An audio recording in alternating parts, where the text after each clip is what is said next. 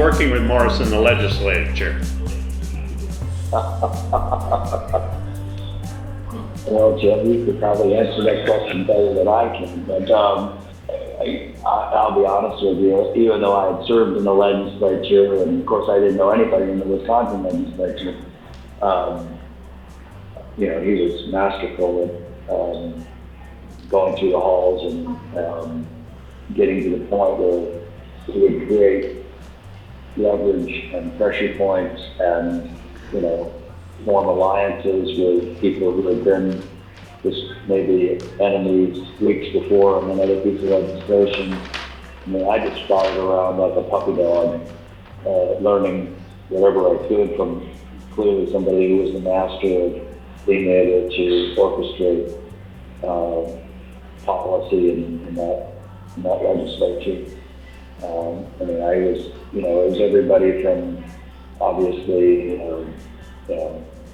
Warren Zanicki and Gary George, and the Democrats were in control when I first got there. So until the 92 or 94 election, I can't remember which, that when it flipped.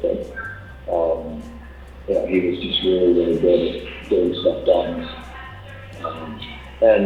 And he didn't make any bones about what he was trying to do with people if they were questioning him. And I remember one particular encounter.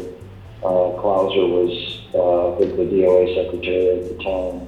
And I remember one particular encounter between the two of them about the budget and details and, the issue of whether or not any of the stuff that Morris was successful in getting in the budget was going to be protected through the blind veto process. And Clouser, knowing the leverage that he had and that the Democrats couldn't override Tommy's veto, that was a pretty interesting, a very interesting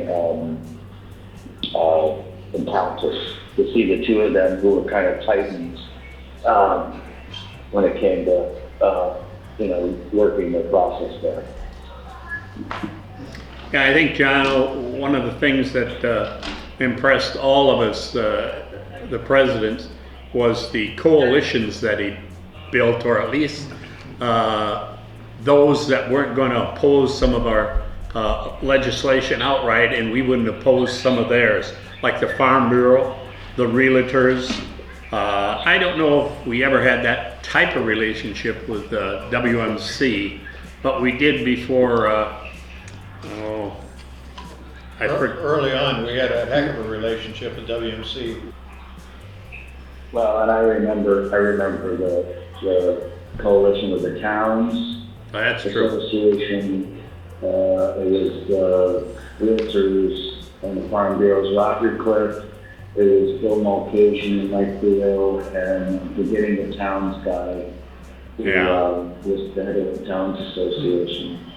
And it was all around the whole issue of property taxes and the burden on homeowners primarily, and the need to get to adequate funding at the state level to relieve the property tax burden.